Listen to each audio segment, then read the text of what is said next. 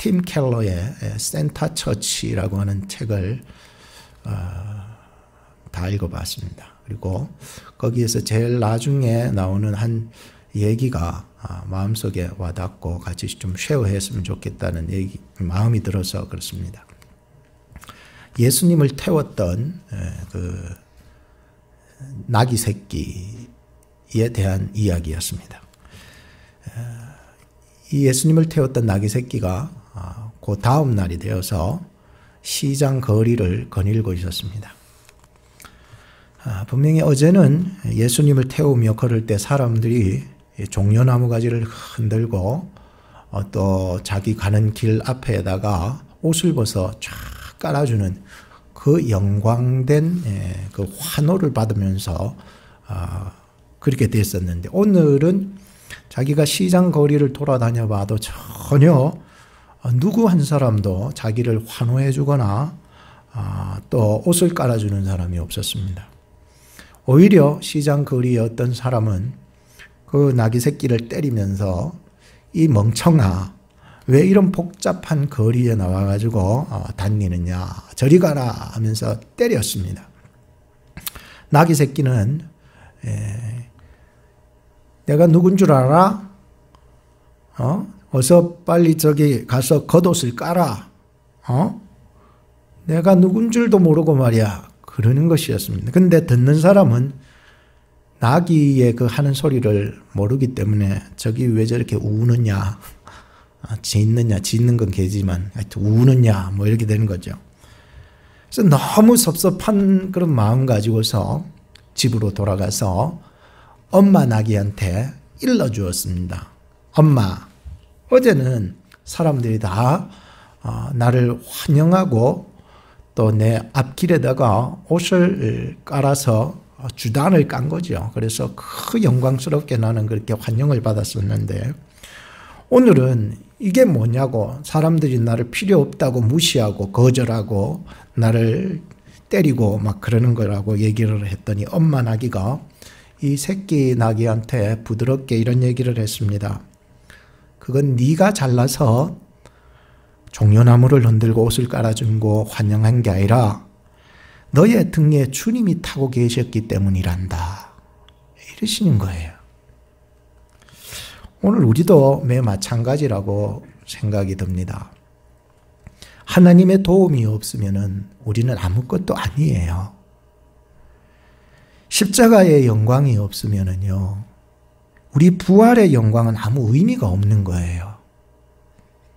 오늘도 우리가 여기에 오게 된 것, 여기에서 예배를 드리게 된 것도 하나님이 도우시고 인도하시기 때문입니다. 예수님 없으면 우리는요, 우리의 존재가 있다 해도 아무 의미가 없는 거예요.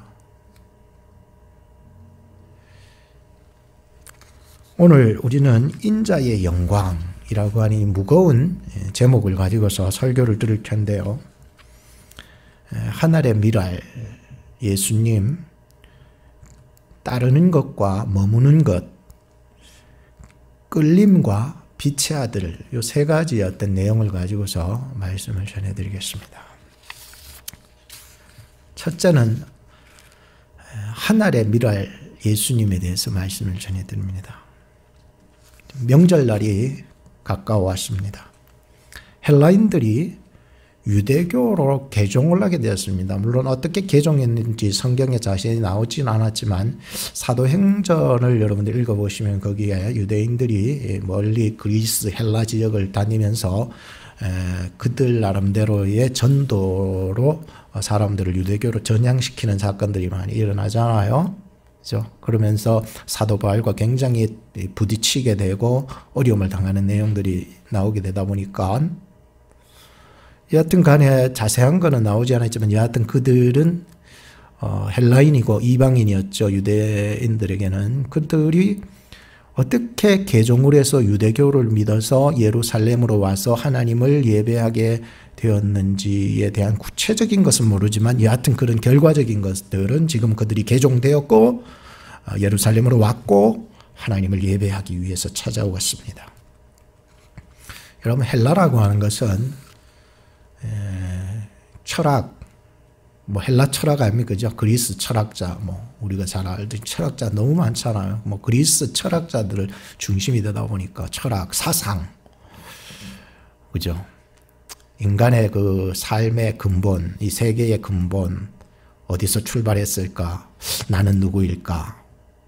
굉장히 사람의 이성과 경험에 바탕이 되어서 인간적인 어떤 그 생각 이런 것들이 많이 지배하다 보니까 신앙이 들어간다라고 하는 것은 굉장히 어려운 데가 헬라, 그리스 헬라니까 헬라죠. 헬라 거기가 굉장히 복음이 들어가기 어려운데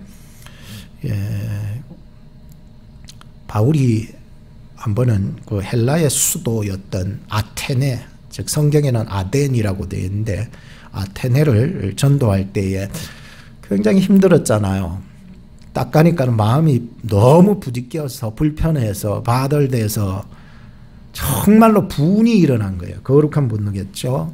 저들이 종교성이 너무 많은 거예요. 우상들의 신전이 너무 많은 거예요. 그러다 보니까 너무 부딪혀서 매일매일 가서 저들과 대화하는데 성경은 변론이라고 얘기를 하네요. 변론해야 되는 거예요. 왜? 생각이 많기 때문에 그런 거예요. 그러니까 변론을 하고 변론을 해도 그 사람들이 잘 바뀌질 않아요. 오히려 그들이 가지고 있는 생각과 그런 사상 때문에 오히려 사도 바울을 향하여서 저거는 뭐 새 교리인가? 복음을 전해도 저기에 대한 지적인 호기심 이런 것들이 굉장히 셌기 때문에 그거를 깨고 부순다는 게 정말 쉽지 않았거든요. 그러니까 이게 금방 이런 바울이 전한 복음에 대해서 처음에는 호기심을 가지고 듣지만 잠시 후에는 식상해지는 거예요. 금방 아이고 뭐 저런 복음이다. 내가 믿을 거 아니네 하면서 금방 식상해진다라고 하는 거예요. 이런 사람들의 사상이 그런 거예요. 그래서 또 다른 새로운 지식을 구하려고 몸부림치고 추구하려고 하는 것이 바로 이 사람들의 모습이라는 거예요. 또 한 번은 이제 그 아테네 바로 옆에가 고린도 아닙니까?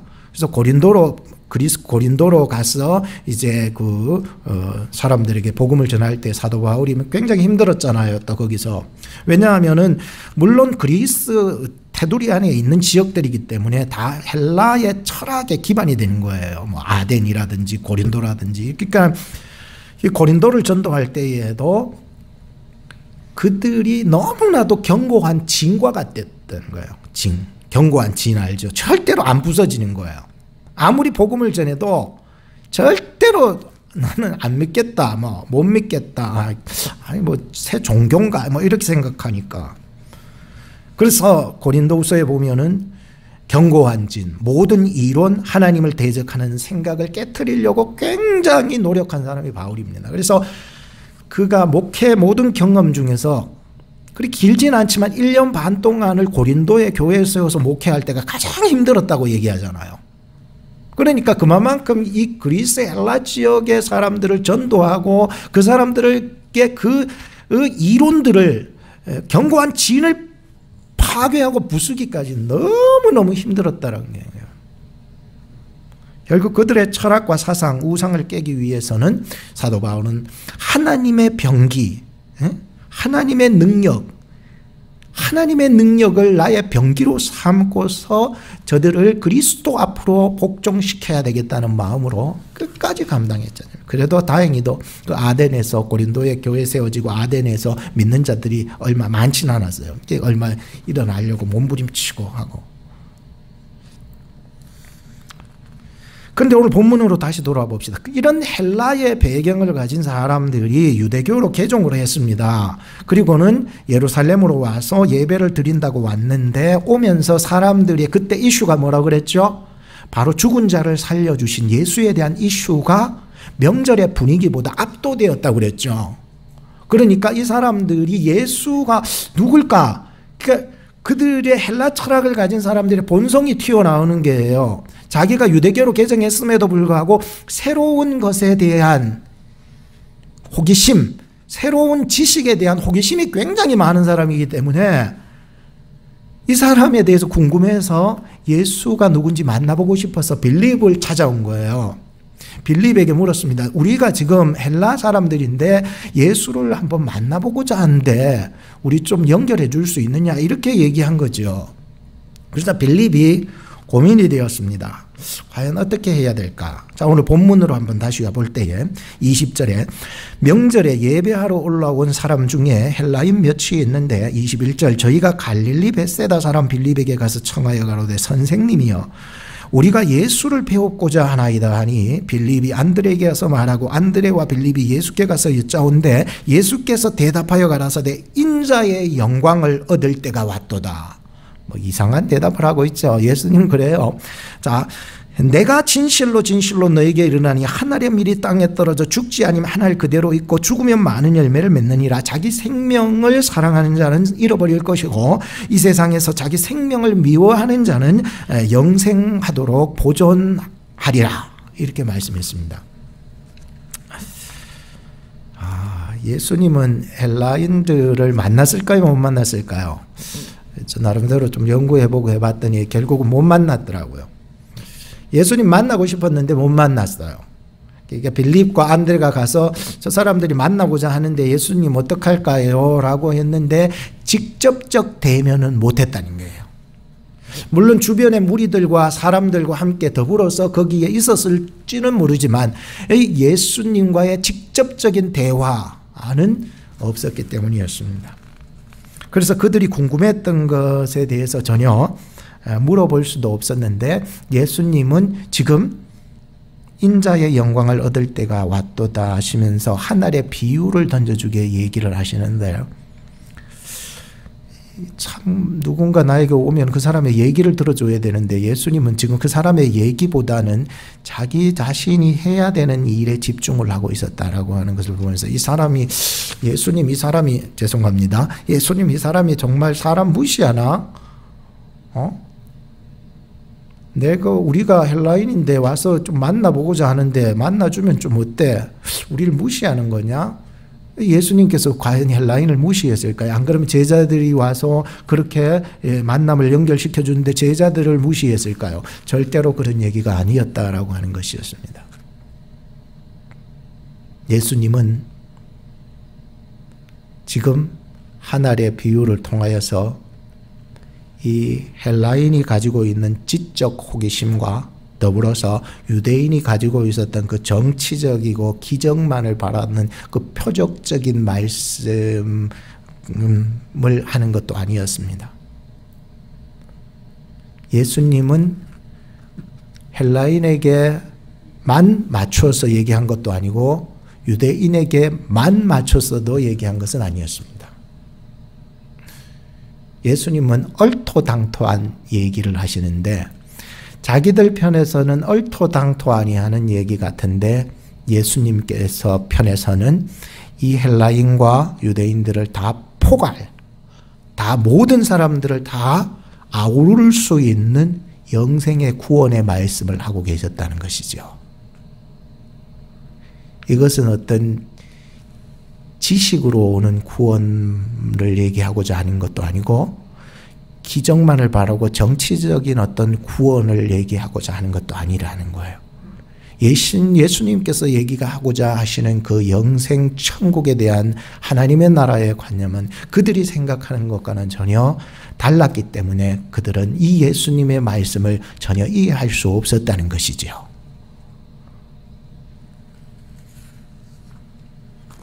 예수님은 자기 주변으로 둘러싸여 있는 모든 무리들을 향하여 던진 말씀은 인자의 영광이었습니다. 그리고 그 인자의 영광의 때가 지금 왔다는 것입니다. 그것이 너무 어려울까 싶어서 하늘의 미랄 비유로서 그들에게 설명을 해 주셨습니다. 그 누구도 하늘의 미랄 비유를 깨달을 수 있을 것이라고 생각을 했지만 사실은 이 하늘의 그 쉬운 비유에도 깨닫는 사람들이 없었다는 것이 안타까웠습니다. 제자들마저도요.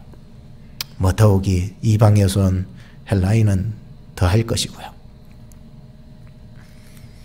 그럼에도 불구하고 그들은 하늘에 미리 예수님의 십자가로 수많은 영혼을 살릴 것이라고 하는 것에 대해서는 전혀 관심이 없었습니다. 자기 편에서의 구원, 지적 호기심에 대한 구원 말이죠. 자기 편에서의 구원, 정치적인 어떤 구원 말이죠. 자기 편에서의 구원 말이죠. 표적과 기적을 보여주셔야만 되는 구원 말이죠. 이걸로는 도저히 예수님의 말씀이 아무리 쉬워도 이해할 수 없었다는 것입니다. 자기 생명을 사랑하는 자는 생명을 잃을 것이고 자기 생명을 미워하는 자는 영생 보존하리라. 하늘에 미리 땅에 떨어져 죽지 아니하면 하늘 그대로 있고 죽으면 많은 열매를 맺느니라. 자기 생명을 사랑하는 자는 생명을 잃을 것이고 자기 생명을 미워하는 자는 영생 보존하리라. 이게요, 하나의 비유를 통해서 우리에게 귀한 은혜를 주시는 거였죠. 예수님을 믿고 따르는 길은 쉽지 않아요.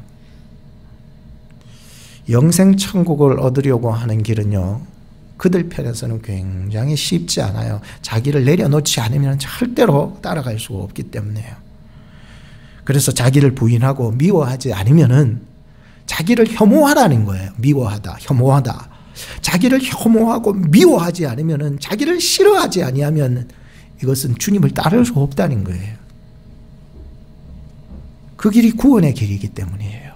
그래서 예수님은 왜 이렇게 강력하게 이렇게 요구하고 계실까라고 하는 데 대해서 굉장히 마음이, 예수님은 좀 부드럽게 얘기하시지 왜 이게 네 사랑하지 말고 네 목숨을 혐오해라, 네 자신을 혐오하라는 거예요. 부인하라는 거예요. 나 없다고 생각하라는 거예요. 네 죽으라는 거예요. 왜 이렇게 강력한 메시지를 줄까요? 지금 요즘 시대에는요, 자기 존중의 시대 아닙니까? 그리고 존중받기를 원하는 시대 아닙니까? 근데 이 말씀이 과연 그때나 지금이나 매마찬가지인데 이 말씀이 먹혀들겠냐는 거예요.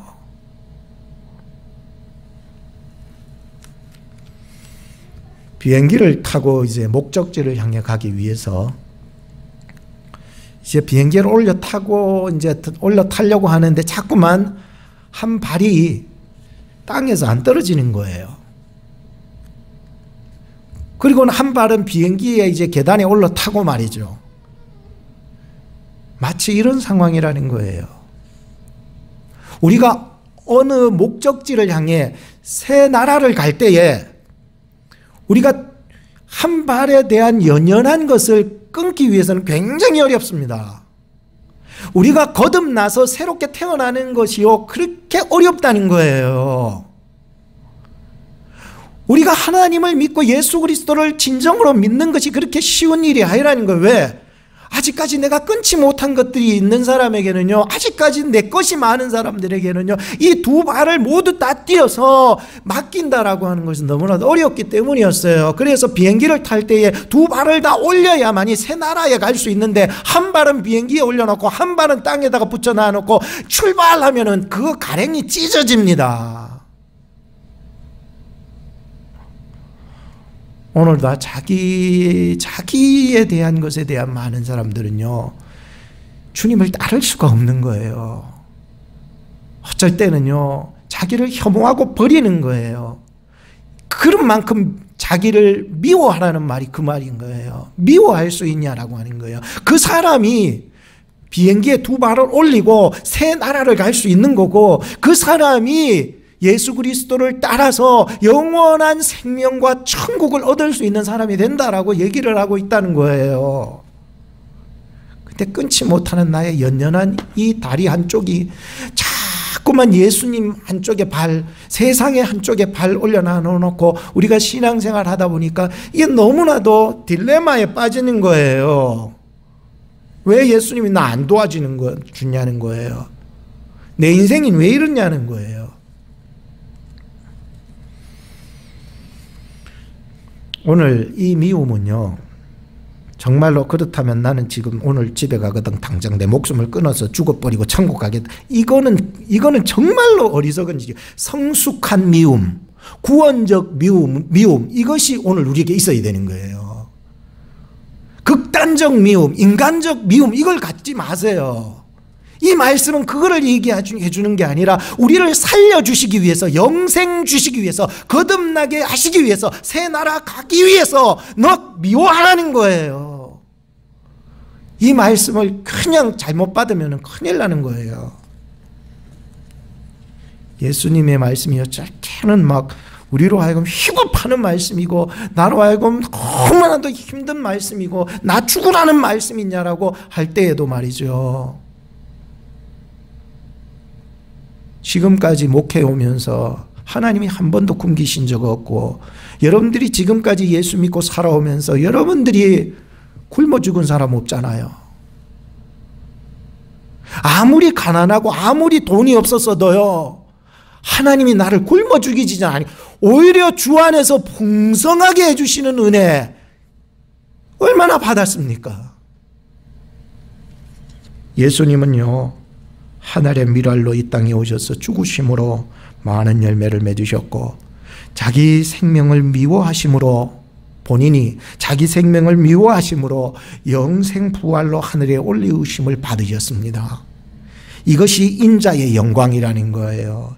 인자의 영광이 예수님의 영광만이 아니라 오늘 예수님을 따라 붙는 저와 여러분들의 영광이 되기를 축복하는 것이지요. 두 번째는 예수님을 따르는 자와 예수님 곁에 머무는 자. 예수님을 따르는 삶은 쉬운 삶이 아닙니다. 26절에 나오는데요, 예수님 따르는 삶은 쉬운 삶이 아닙니다. 인간의 힘으로는 절대로 끊을 수 없는 것이 많기 때문에 정말 힘이 듭니다. 그러나 예수님의 말씀을 자세히 보면은 예수님을 따르는 자는 그 행위에만 초점을 맞추면 큰일 난다는 것이에요. 예수님을 따르라 그랬는데, 나 예수님 따라야지, 이는 행위에만 초점을 맞추면 큰일 난다는 것이에요. 그게 아니라는 거예요. 26절을 다시 한번 보시기 바랍니다. 사람이 나를 섬기려면 나를 따르라. 따르라 했잖아요. 근데 그 뒤에 문구를 보세요. 나 있는 곳에 나를 섬기는 자도 거기 있으리라.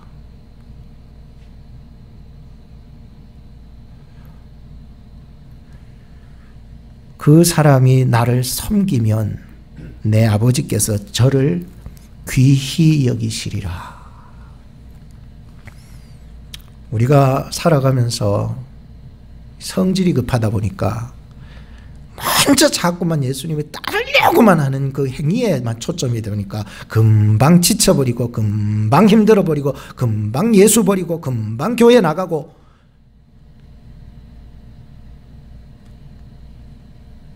물론 예수님을 따르느냐도 중요합니다. 그죠? 왜?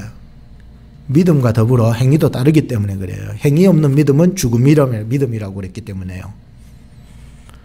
그러나 예수님을 따르다가 지칠 수 있잖아요. 예수님을 따르다가 힘들 수 있잖아요. 예수님을 어떻게 믿어야 될지 모를 수 있잖아요.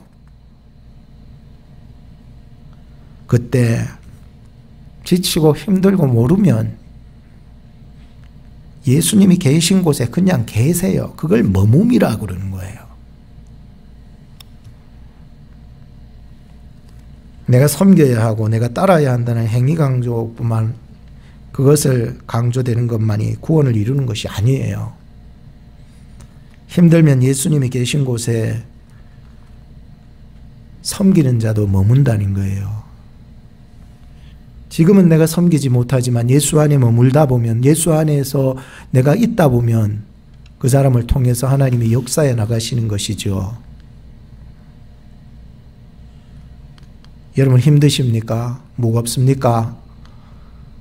뭘 하려고 하기 이전에, 그렇다면 예수님이 계신 곳에, 내가 그곳에 머물러 계세요. 와, 저 인간은 교회에 오면 아무 일도 안 하고 설교만 듣고 쏙 집에 가느냐, 욕할 필요가 있어 없어? 없습니다. 왜 저 인간은 교회에 뭐 왔다 갔다 하면서 막 설교는 안 듣고 일만 하느냐, 욕하면 돼 안 돼? 안 돼요.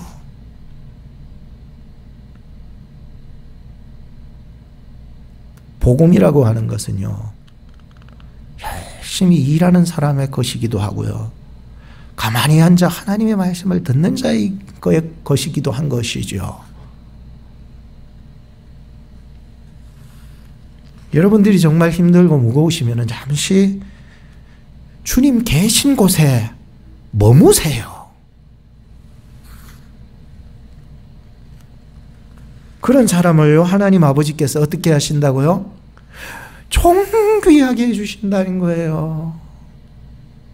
지금은 없어 보이고 지금은 안 돼 보여도 그 자를 통하여 또 하나님이 일해 나가시기를 원하시고 하시는 마음이 계시기 때문이에요. 그래서 원문을 보면, 죄송합니다, 바꾸 원문 따져서, 하여튼 원문에 보면은 이 따르는 것과 머무는 것은 동일하게 쓰였다는 거예요.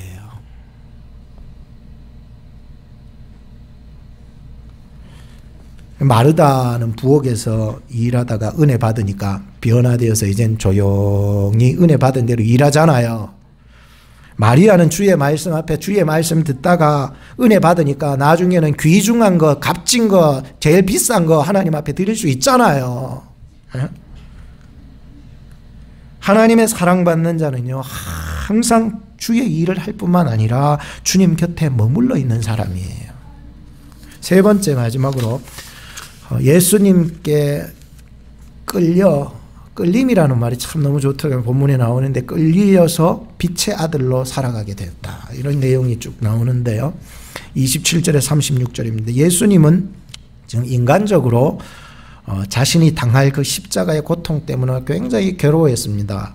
아마 예수님이라면은 신적으로만 생각하면 안 돼요. 예수님을 그렇다고 인간적으로만 생각하면 안 돼요. 예수님은 완전한 신이시고 완전한 인간이시기 때문에 인성으로서는 그가 당할 고통을 우리하고 똑같이 느꼈다는 거예요. 여러분들이 고통과 고초가 앞에 눈앞에 다다랐을 때 여러분들 마음이 떨려 안 떨려? 떨리잖아요. 예수님도 떨려. 이걸 민망했다는 말이 그 말이에요. 예수님께서 십자가가 지금 눈앞에 달려 죽을 것을 생각할 때에 마음이 떨려 동요되었다는 거예요. 흔들려 버렸다는 거예요. 누가? 예수님이 말이에요. 왜? 그는 완전한 신이시고 완전한 인간이셨기 때문이에요. 그래서 괴로웠던 거예요. 그래서 아버지, 이 괴로움을 그냥 패스시켜주면 안 됩니까? 그러잖아요. 그의 기도 속에, 그죠? 그냥 지나가게 해주시면 안 됩니까? 하나님의 뜻은 아니라는 거예요. 지나가는 건 아니라는 거예요. 이게 인자의 영광이라는 거예요.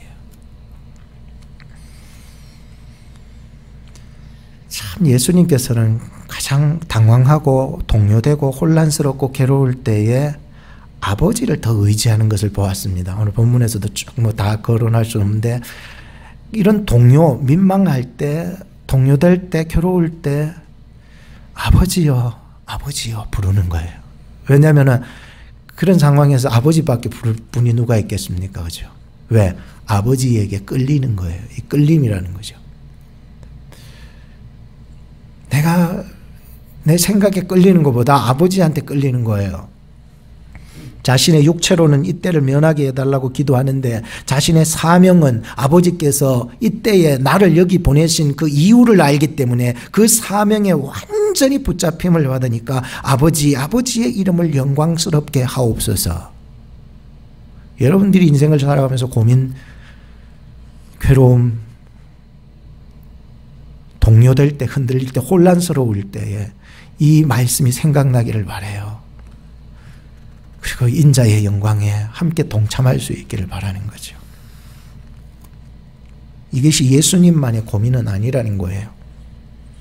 오늘 우리에게도 찾아온 시련의 순간마다 육신으로는 참 저 인간 안 만나고 싶은데, 육신으로는 자꾸만 이 일이 나에게는 일어나지 않았으면 좋겠다라고 하는 그런 마음이 꿀떡 같지만, 나를 이때에 보내주셔서 이 땅에서 이루시고자 하신 하나님의 그 부르심의 동기와 바라심의 목적이 있기 때문에 이 이끌리는 쪽을 선택하게 되는데, 예수님은 바로 하나님이 자기를 이끄시는 부르심의 그 목적에, 바라시는 동기에 다 이끌려 버렸다는 거예요. 오늘 여러분들도 하나님께서 예수 그리스도 안에서 성령을 통하여서 여러분들을 이끄시는 거예요. 매료되어서 여기 나온 거죠. 여러분 인간적인 마음으로 나왔다면은 여러분들이 인자의 영광을 이해하지 못할 거예요.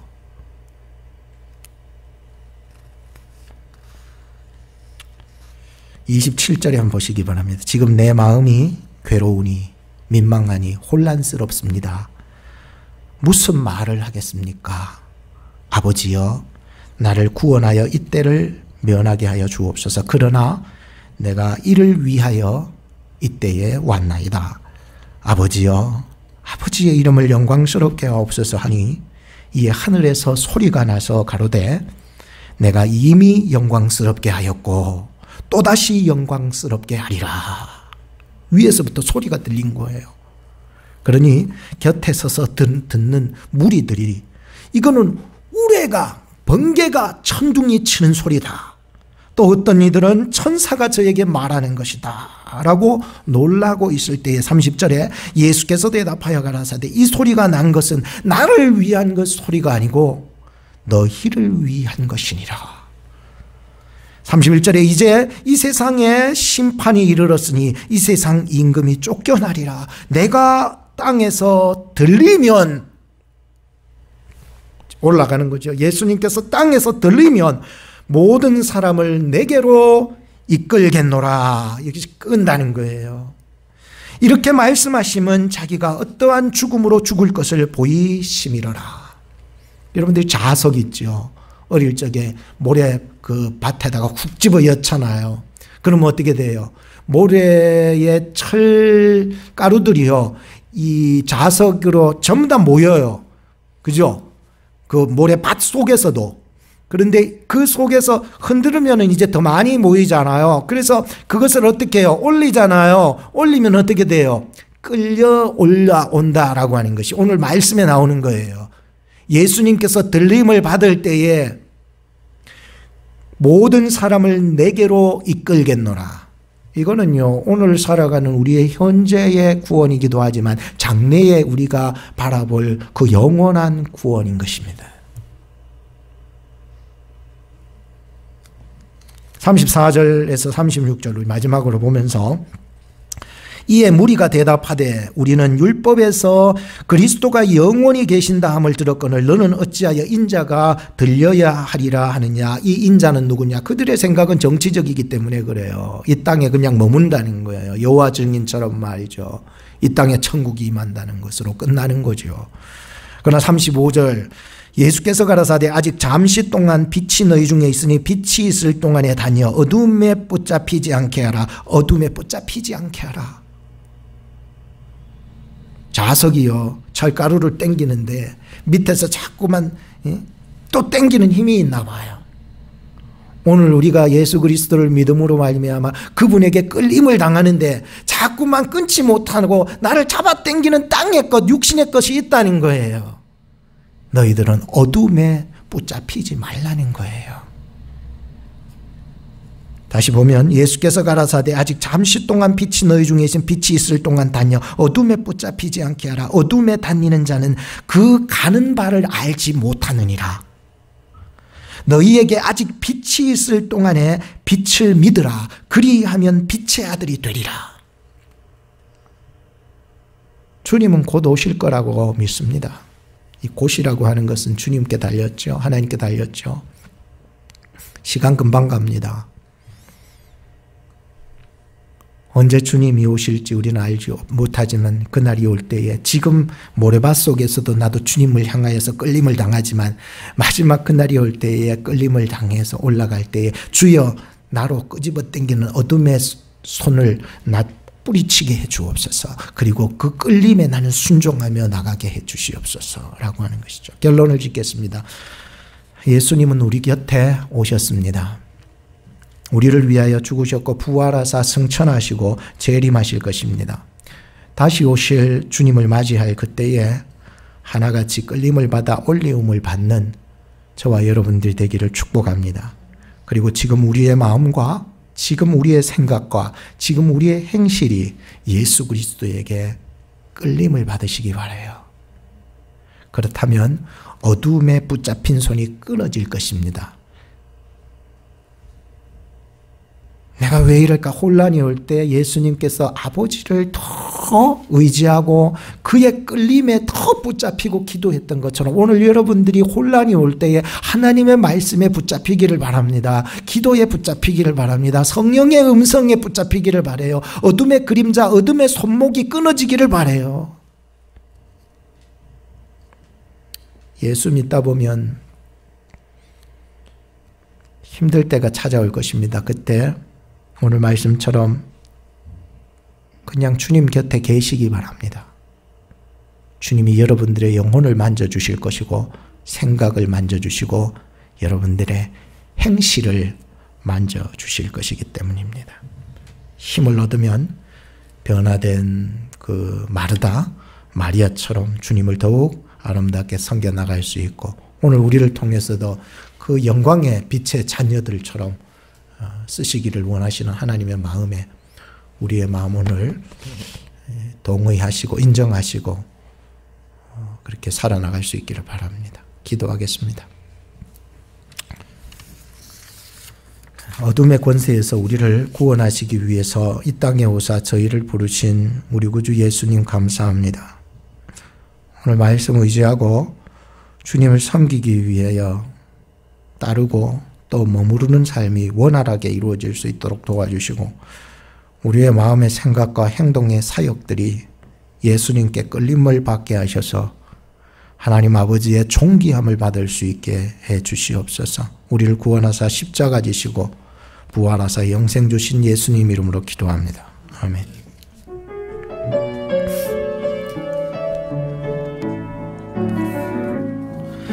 주님 큰 영광 받으소서.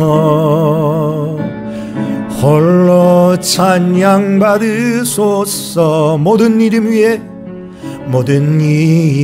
위에 뛰어난 그 이름 온 땅과 하늘이 다 찬양해.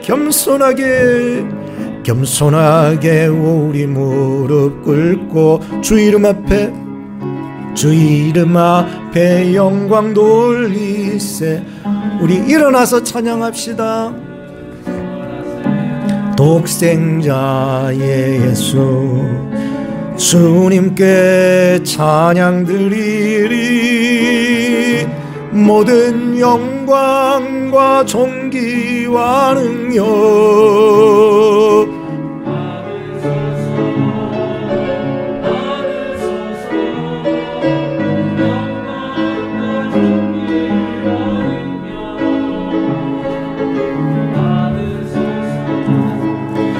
받으소서.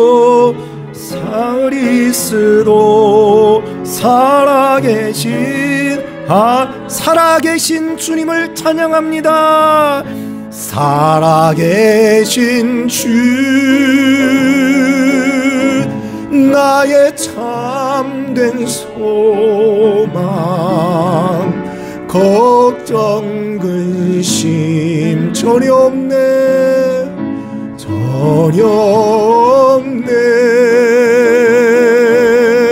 사랑의 주네 갈 길 인도하니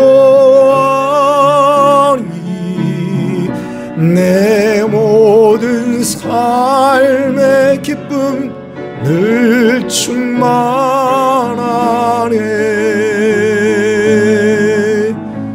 할렐루야. 이 시간에 드리신 헌금을 위해서 기도하시겠습니다.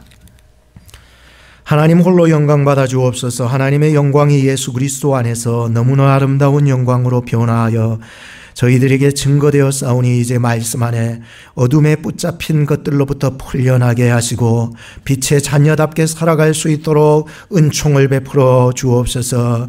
오늘도 주 앞에 드리는 저희들의 10의1조 주일원금, 건축원금, 선교원금, 감사원금, 특별원금, 헌화와 도시락과 그리고 이름 없이 빚도 없이 주의 핏값으로 사신 주의 몸된 교회 위에 섬기며 헌신하는 사랑스러운 주의 지체들에게 인자의 영광에 참여함으로 거듭나 어둠에서 끊어지게 하시고 빛의 자녀로 살아갈 수 있도록 영광스럽게